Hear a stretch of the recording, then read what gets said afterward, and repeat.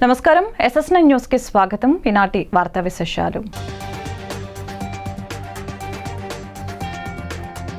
ఏపీలో పెరుగుతున్న political heat. ఒకేసారి చంద్రబాబు జగన్ ప్రచారం ప్రారంభం. మార్చి 27న రాయలసీమలోని సొంత నియోజకవర్గాల నుంచి జగన్ చంద్రబాబు ప్రచారం ప్రారంభం.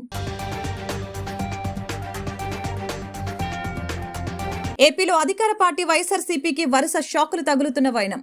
నంద్యాల వైసీపీకి రాజీనామా చేసిన జెడ్పీటీసీ గోపవరం గోకుల్ కృష్ణారెడ్డికి కాంగ్రెస్ కండవా కప్పి పార్టీలోకి సాదరంగా ఆహ్వానించిన ఏపీసీసీ చీఫ్ వైఎస్ షర్మిల.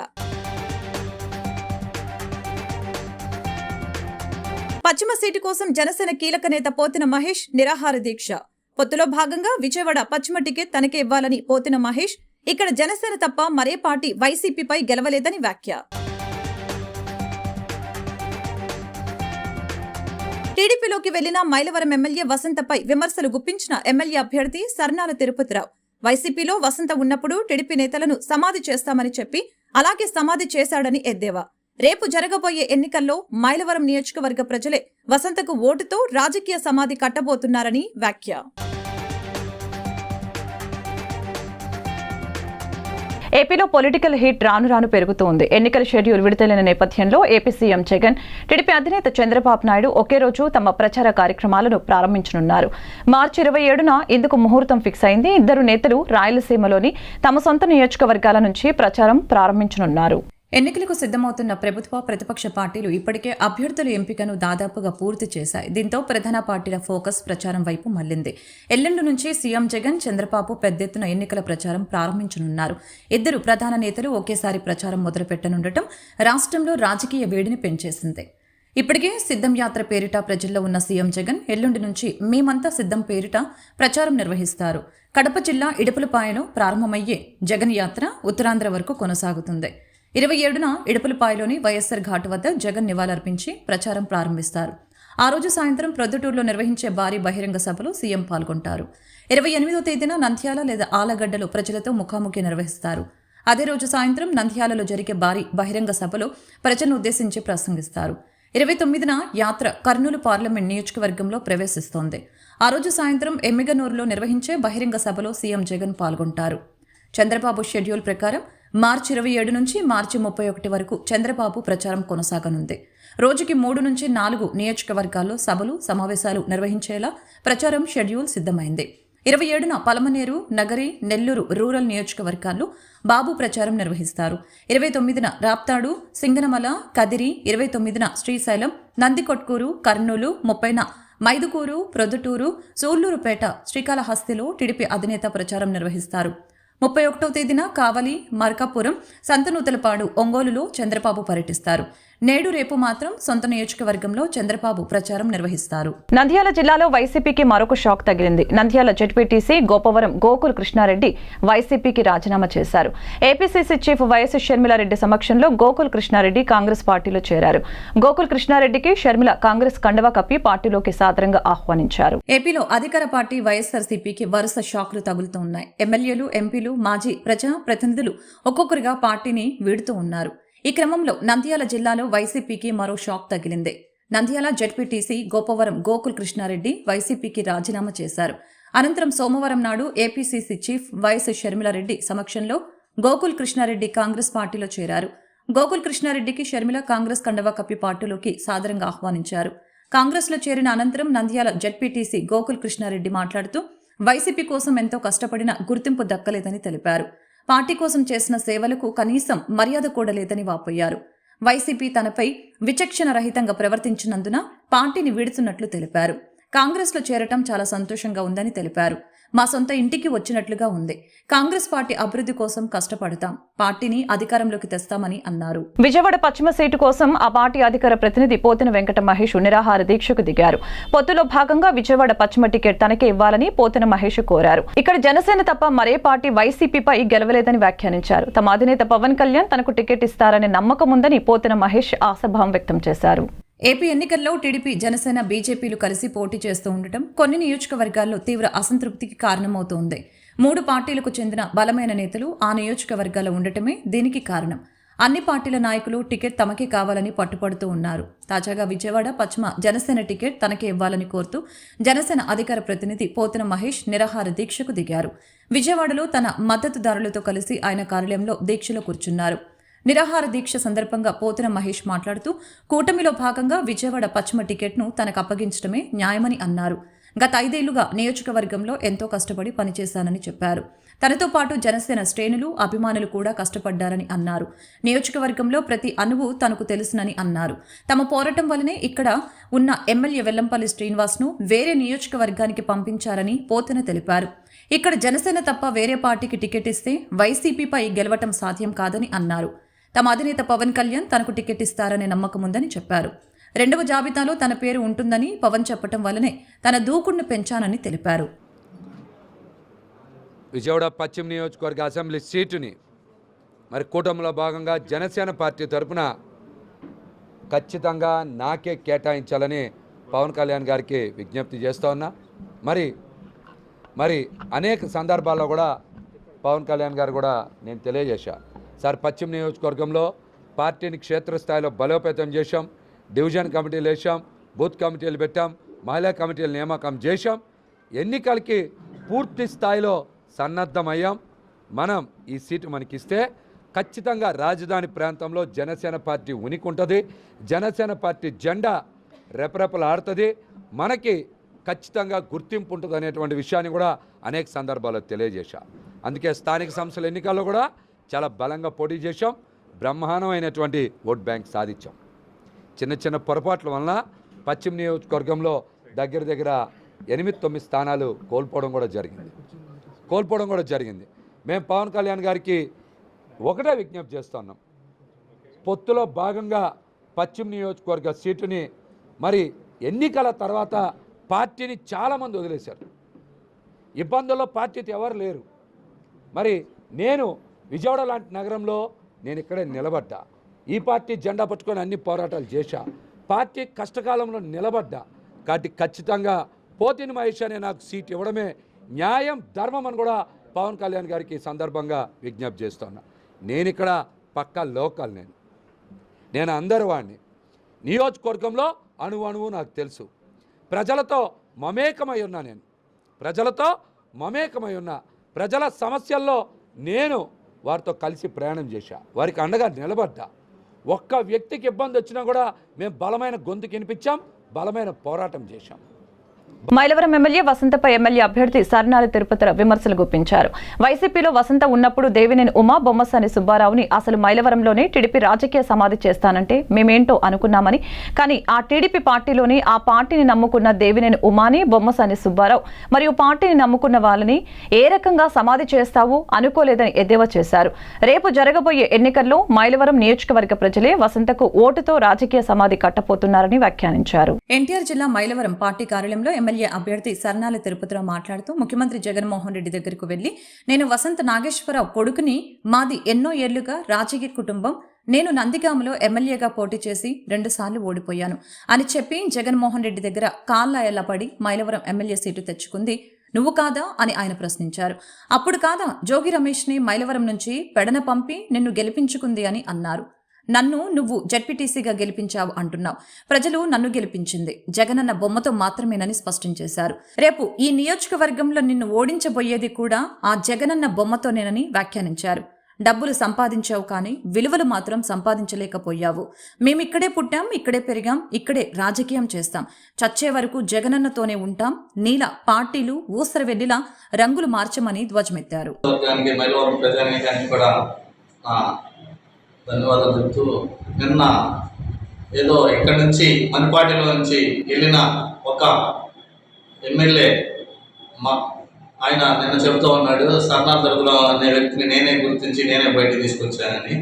సర్నాల్ తరపురావు అనే వ్యక్తిని నువ్వు గుర్తించి నువ్వు బయటకు తీసుకురాలా. మేము పార్టీ పుట్టిన నుంచి మేము పార్టీలో పనిచేసుకుంటూ, పార్టీ కష్టపడుకుంటూ పార్టీని ముందుకు తీసుకొస్తూ వస్తే ఆ తరుణంలో ఇప్పుడు కనుక ఏదో చెప్పినట్టు నువ్వు ఏదో డబ్బులకి ఏదో ఆశపడి వెళ్ళిపోయి ఏదో చంద్రబాబు నాయుడు డబ్బులు స్టేట్లు కొనుక్కున్నట్టు అట్లా కాకుండా జగన్మోహన్ రెడ్డి గారి దగ్గరికి వెళ్ళి ఆయన పాదాభివందనం చేసి నాకు ఒక గుర్తింపు ఇవ్వు, నాకు ఒక ఎమ్మెల్యేగా నా భవిష్యత్తు ఇవ్వు, నేను నందికొండ నియోజకవర్గంలో 2 సార్లు పోటీ చేసినా నేను గెలలేకపోయా, నేను వసంత నాగేశ్వర గారి కొడుకు అనేది నేను ఎన్ని వేల కోట్లు డబ్బులు సంపాదించినా నాకు ఒక గుర్తింపు అనేది కావాలని నువ్వు ఆయన బాధ్యత పడితే ఇక్కడ ఉన్న జోగి రమేష్ గారిని ఆయన బతిమలాడు చెప్పు ఆ రోజున పక్కకు పంపించి మమ్మల్ని తీసుకొస్తే మీ నాయకత్వం మా నాయకులు అందరం కూడా ఇక్కడ మీరు వచ్చారే కానీ మీ దగ్గరికి మేము ఎప్పుడు రాలా. మా జగన్మోహన్ రెడ్డి గారు పంపించారు, మాకు గౌరవం ఉండాలని మేమంతా కూడా కలిసి పనిచేసాం. అదే కలిసికట్టుగా మేమంతా కూడా ఇక్కడ ఉన్నాం. కానీ ఏ రోజు కూడా మీ దగ్గరికి మేము రాలా, మా దగ్గరికి మీరు వచ్చారు తప్పితే మేము ఏ రోజు కూడా మీ దగ్గరికి మేము రాలా, మా జగన్మోహన్ రెడ్డి గారు రాలా. మీరేదో చెప్తా ఉన్నారు ఇవాళ నేను గెలిపించా, నువ్వు గెలిపిలా, జగన్మోహన్ రెడ్డి గారు గెలిపించారు మమ్మల్ని అందరినీ కూడా. నిన్ను గెలిపించింది కూడా జగన్మోహన్ రెడ్డి గారే, రేపు నిన్ను వాడిచ్చేది కూడా జగన్మోహన్ రెడ్డి గారే. దమ్ము ధైర్యంగా చెబుతున్నావు. ఇవాళ ఏదో నువ్వు చెప్తున్నావు, ఒకటికి వెళ్ళి ఏదో చెప్తున్నావు, నేనేదో డబ్బులు ఎక్కడి నుంచి సంపాదించుకొని అక్కడి నుంచి సంపాదించుకోవాలి. డబ్బులు సంపాదించుకో కానీ ఎప్పుడు కూడా ఇలువను అయితే నువ్వు సంపాదించుకున్నావు. ఆ ఇలువ అనేది నువ్వు నువ్వు పోగొట్టుకున్నావు. నీ జీవితంలో మళ్ళీ కూడా నువ్వు ఆ స్థానానికి అందుకోలేవని కూడా. టీడీపీ జాతీయ ప్రధాన కార్యదర్శి నారా లోకేష్ ను ఓడించడానికి 500 కోట్లు దాచారని మాజీ ఎమ్మెల్సీ బుద్దా వెంకన్న ఆరోపించారు. మంగళగిరిలో ఒక్కో ఓటుకు 30,000 పంచేందుకు సిద్ధమయ్యారని చెప్పారు. సాక్షి వాహనాల్లో రాష్ట్రమంతటా డబ్బు పంపిణీ చేస్తున్నారని ఆరోపించారు. డీజీపీని తప్పించాలని కోరుతూ కేంద్ర ఎన్నికల సంఘానికి లేఖ రాస్తారని తెలిపారు. మంగళగిరిలో నారా లోకేష్ ను ఓడించడానికి 500 కోట్లు దాచారని టీడీపీ నేత మాజీ ఎమ్మెల్సీ బుద్దా వెంకన్న ఆరోపించారు. లోకేష్ ను ఓడించడానికి ఒక్కో ఓటుకు 30,000 పంచేందుకు సిద్ధమయ్యారని విమర్శించారు. లోకేష్ అంటే వైసీపీ ప్రభుత్వానికి భయమని, అందుకే ఆయన వాహనాన్ని అడుగడుగునా తనిఖీ చేస్తున్నారని దుయ్యబట్టారు. పోలీసు ఎస్కార్ట్తో సాక్షి వాహనాల్లో రాష్ట్రమంతటా డబ్బులు పంపిణీ చేస్తున్నారని మండిపడ్డారు. ప్రజల నుంచి దోచుకున్న డబ్బును ఇప్పుడు జగన్ పంచుతున్నారని అన్నారు. వైసీపీ వాళ్ళు ఇచ్చిన డబ్బును తీసుకొని ఓట్లు మాత్రం టీడీపీకి వెయ్యాలని కోరారు. ఎన్నికల కోడ్ వచ్చినా పోలీసు శాఖ భయం లేకుండా వైసీపీకి సపోర్ట్ చేస్తుందని బుద్దా మండిపడ్డారు. వంటిమిట్ట సుబ్బారావు కుటుంబానికి జరిగిన అన్యాయం వెనుకున్న వారిపై 24 గంటల్లో పోలీసులు చర్యలు తీసుకోవాలని డిమాండ్ చేశారు. వాళ్ళ జోలికి వెళ్ళొద్దు, ఆ కేసును క్లోజ్ చేసేయమని జగన్మోహన్ రెడ్డి ఆదేశాల మేరకు జరుగుతున్నటువంటి దాడులు ఇవన్నీ ఇలా చోటా మోటా నాయకులు చేసే దాడులు కాదు. ఇది జగన్మోహన్ రెడ్డి ఆధ్వర్యంలో జరుగుతున్నటువంటి దాడులు కాబట్టికే పోలీస్ వ్యవస్థ యాక్షన్ తీసుకోవట్లా. దీంట్లో ఎన్నికల కమిషన్ జోక్యం చేసుకోవాలి. ఇవాళ ఎన్నికల కోడ్ వచ్చిన తర్వాత కూడా ఇప్పుడు నేను మా ఇంటికాడిని చూస్తుంటే 10 చోట్ల కారాపారు. అలాంటిది ఒంటిమిట్టలో జరిగినటువంటి ఆత్మహత్యల మీద ఎందుకు మాట్లాడట్లా పోలీస్ వ్యవస్థ? పోలీసులు ఎందుకు దీని మీద చూసి చూడట్టున్నారు అంటే ఈ ముఖ్యమంత్రి ఆదేశాలు ఉన్నాయి. ఇందులో ముఖ్యమంత్రి ఆదేశాలుండి వాళ్ళని పట్టుకోవద్దని చెప్పినటువంటి కార్యక్రమం. మేము అనేక సార్లు చెప్పాం, బీసీలకు వ్యతిరేకి వైఎస్ కుటుంబం అని. ఇది జగన్మోహన్ రెడ్డిది కాదు, జగన్మోహన్ రెడ్డి తాత ఉన్నాడు చూసారా, ఆ తాత దగ్గర నుంచి వచ్చినటువంటి. కృష్ణా జిల్లా అవనిగడ్డలో పొత్తుల్లో భాగంగా అవనిగడ్డను జనసేనకు కేటాయించడంపై అసంతృప్తి వ్యక్తం చేస్తూ తెలుగుదేశం పార్టీ అధిష్టానంపై తెలుగు తమ్ముళ్లు తిరుగుబాటు బావుటా ఎగురవేశారు. మాజీ ఉపసభాపతి మండలి బుద్ధప్రసాద్కు కూటమి అభ్యర్థిగా అవకాశం ఇవ్వాలని డిమాండ్ చేశారు. ఈ సందర్భంగా సామూహిక రాజీనామా చేసేందుకు తామంతా సిద్ధమని తెలుగుదేశం నాయకులు పేర్కొన్నారు.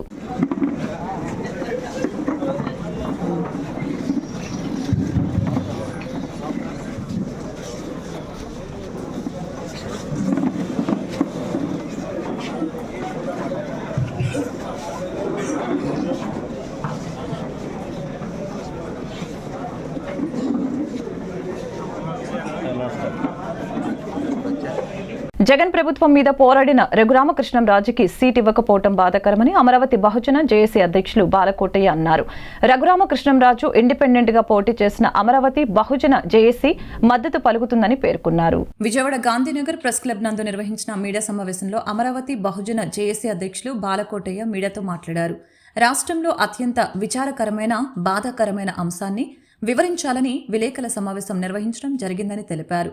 అధికారంలో ఉన్న జగన్ను గద్దెదించడానికి బీజేపీ, టీడీపీ, జనసేన కూటమిగా ఏర్పడి యుద్ధానికి సంకేతాన్నిచ్చాయని అన్నారు. ఉద్యమకారులకు రాజకీయ ప్రాధాన్యత ఉండాలని కూటమిని డిమాండ్ చేస్తున్నామని, అమరావతి రాజధాని ఉద్యమకారుడు అసెంబ్లీలో ఉండాలని సూచించారు. తనలాంటి వ్యక్తుల్ని పక్కన పెట్టినా కూడా బాధపడలేదని, జగన్ మీద రఘురామకృష్ణంరాజు చేసిన పోరాటాన్ని ప్రజలందరూ గమనించారనే విషయం గుర్తుపెట్టుకోవాలని అన్నారు. ఇలాంటి పోరాట నాయకుడికి ఎంపీ స్థానం ఇవ్వటానికి రాజకీయ పార్టీలకు చేతులు రావటం లేదా అని అడిగారు. ఆయన మెహర్బానీ కోసం కోరటం లేదు, అమరావతి ఉద్యమం కోసం పోరాడిన నాయకుడు. ఇలాంటి వ్యక్తికి సీటు కేటాయించకుండా ఏమి యుద్ధం చేస్తారని ప్రశ్నించారు. సిట్టింగ్ ఎంపీకి సీటు కేటాయించకుండా బీజేపీ అభ్యర్థి శ్రీనివాసవరముకు సీటు కేటాయించారని మండిపడ్డారు. బీజేపీ సీటు కేటాయించలేదు సరే, టీడీపీ జనసేన ఎందుకు కేటాయించలేదని అన్నారు. రఘురామకృష్ణంరాజు ఇండిపెండెంట్గా పోటీ చేసిన అమరావతి బహుజన జేఏసీ మద్దతు పలుకుతుందని అన్నారు. మనం ఒక రాజకీయ కోలాహలంలో ఉన్నాం. అధికారంలో ఉన్న వైకాపా పార్టీని లేదా ముఖ్యమంత్రి జగన్మోహన్ రెడ్డి గారిని ఆ పదవి నుంచి గద్దె దింపడానికి 3 ప్రధానమైన రాజకీయ పార్టీలు తెలుగుదేశం, జనసేన, భారతీయ జనతా పార్టీ ఒక కూటమిగా ఏర్పడి యుద్ధానికి సంకేతాలు ఇచ్చింది. ఈ సందర్భంలో గతంలో ఎన్నోసార్లు చెప్పాం, ముఖ్యమంత్రి గారి మీద ప్రాణాలొడ్డి పోరాడిన ధీరులకు, వీరులకు అకుంఠిత దీక్షతో శ్రమ కోర్చి అరెస్టులయ్యి ఇబ్బందులు పడ్డ ఉద్యమకారులు కూడా చట్టసభల ప్రక్రియలో ప్రాధాన్యత ఇవ్వాల్సిన అవసరం ఈ కూటమికి ఉందని, ఈ కూటమిలోని ప్రధాన భాగస్వామి అయిన తెలుగుదేశం పార్టీకి ఉందని చెప్పాం. నేను మరీ ఒక అడుగు ముందుకేసి ఈ అమరావతి కండువ అసెంబ్లీలో ఉండాలి అని అన్నా. నాకు ఏ ఎమ్మెల్యే సీటు అక్కర్లా. మేము ఎమ్మెల్యే సీట్ల కోసం, ఉద్యమాల కోసం కూడా రాలా, వాటిని ఆశించరా. అయితే ఈ రాష్ట్రంలో ఉన్న ప్రత్యేకమైన పరిస్థితుల్లో దగాబడ్డ మా దళిత బిడ్డలు హత్యలు, అత్యాచారాలు. ఎస్ఎల్వి సంస్థ అక్రమంగా తమ స్థలంలో గోడ నిర్మాణం చేపట్టిందని Gunadala RS 113/3 site owner Srihari ఆవేదన వ్యక్తం చేశారు. ప్రశ్నించినందుకు ఎస్ఎల్వి అధినేత శ్రీనివాసరాజు తనపై దాడి కూడా చేయించాడని వాపోయారు. అధికారుల దృష్టికి తీసుకువెళ్లినా న్యాయం జరగటం లేదని పేర్కొన్నారు. విజయవాడ గుణదల ప్రాంతంలోని తనదైన ఆర్ఎస్ 113/3 స్థలంలో ఎస్ఎల్వి సంస్థ అమరావతి 2 పేరుతో అక్రమంగా నిర్మాణాలు చేపడుతుందని శ్రీహరి మీడియా ముందు వాపోయారు. ఎన్నిసార్లు మున్సిపల్ మరియు పోలీసు అధికారుల దృష్టికి తీసుకువెళ్లినా సరిగ్గా స్పందించడం లేదని తెలిపారు. అధికార యంత్రాంగం వారికే సపోర్టు చేస్తుందని, తమ అర్జీలను పట్టించుకునే వారి కరువయ్యారని ఆవేదన వ్యక్తం చేశారు.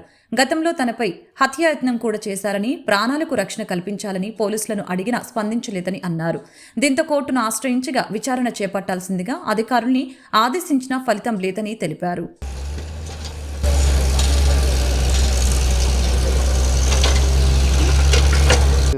Gunadala RS number 113/3.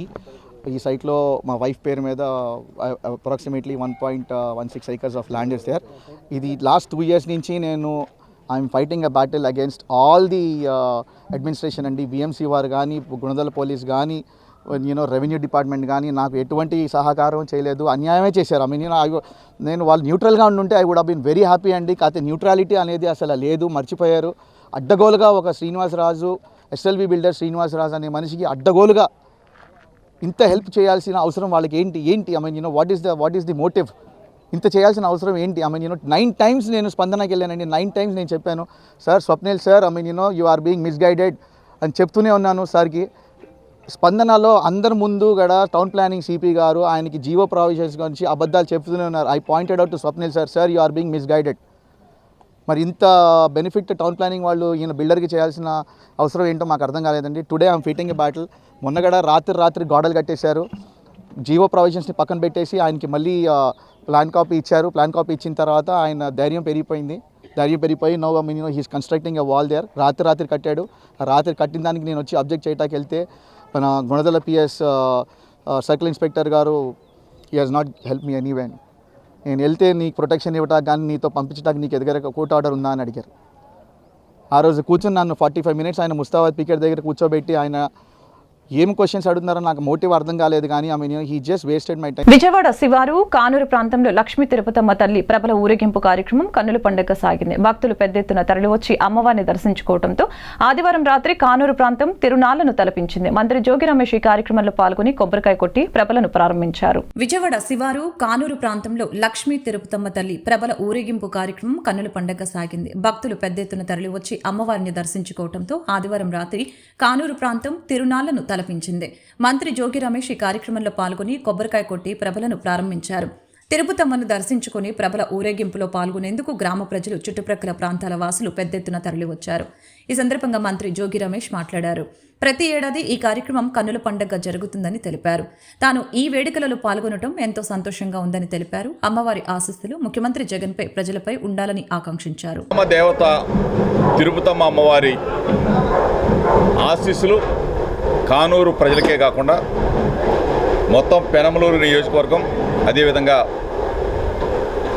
ఆంధ్రప్రదేశ్ రాష్ట్ర ప్రజలందరూ కూడా మెండుగా ఉండాలని ఈ ఉత్సవాలు, ఈ తిరునాళ్ళు అంగరంగ వైభవంగా జరుగుతున్న ఈ పరిస్థితుల్లో నిత్యం ఇదే విధంగా ప్రతి సంవత్సరం కూడా అమ్మవారి ఉత్సవాలు బ్రహ్మాండంగా జరగాలి. ప్రజలందరూ కూడా అమ్మవారి ఆశీస్సులతో, ఆమె దయతో అన్ని కుటుంబాల వాళ్ళు బ్రహ్మాండంగా వృద్ధిల్లాలని చెప్పేసి అమ్మవారిని వేడుకుంటూ ఉన్నాం. ఈరోజు మన మిత్రులందరూ కూడా గ్రామంలో అమ్మవారి జాతరని జరుపుకుంటున్న ప్రతి ఒక్కరికి కూడా నా శుభాకాంక్షలు తెలియజేసుకుంటున్నాను. ఈ గోపయ్య సమేత తిరుపతమ్మ తల్లి తిరునాళ్ళు,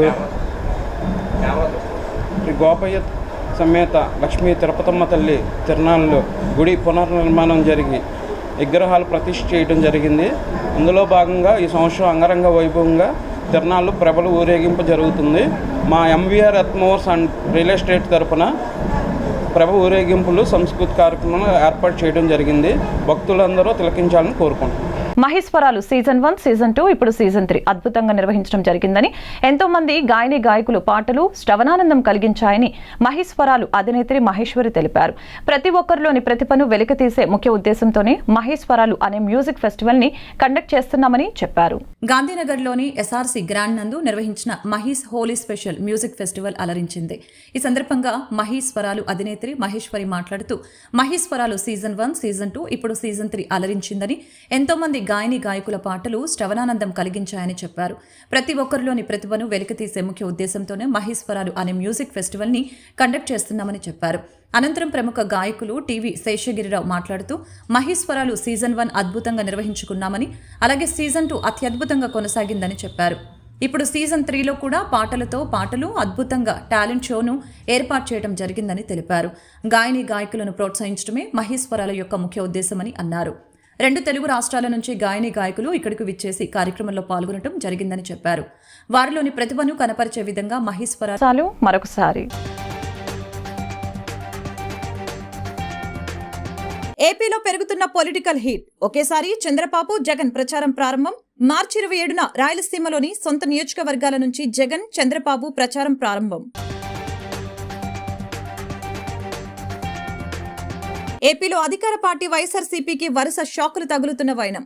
నంద్యాల వైసీపీకి రాజీనామా చేసిన జడ్పీటీసీ గోపవరం గోకుల్ కృష్ణారెడ్డికి కాంగ్రెస్ కండవా కప్పి పార్టీలోకి సాదరంగా ఆహ్వానించిన ఏపీసీసీ చీఫ్ వైఎస్ షర్మిల. పశ్చిమ సీటు కోసం జనసేన కీలక నేత పోతిన మహేష్ నిరాహార దీక్ష. పొత్తులో భాగంగా విజయవాడ పశ్చిమ టికెట్ తనకే ఇవ్వాలని పోతిన మహేష్, ఇక్కడ జనసేన తప్ప మరే పార్టీ వైసీపీపై గెలవలేదని వ్యాఖ్య. టీడీపీలోకి వెళ్లిన మైలవరం ఎమ్మెల్యే వసంతపై విమర్శలు గుప్పించిన ఎమ్మెల్యే అభ్యర్థి సర్నాల తిరుపతిరావు. వైసీపీలో వసంత ఉన్నప్పుడు టీడీపీ నేతలను సమాధి చేస్తామని చెప్పి అలాగే సమాధి చేశాడని ఎద్దేవా. రేపు జరగబోయే ఎన్నికల్లో మైలవరం నియోజకవర్గ ప్రజలే వసంతకు ఓటుతో రాజకీయ సమాధి కట్టబోతున్నారని వ్యాఖ్య. ఈ వార్తలు ఇంతటితో సమాప్తం. మరొక బులెటిన్లో మళ్ళీ కలుద్దాం. నమస్కారం.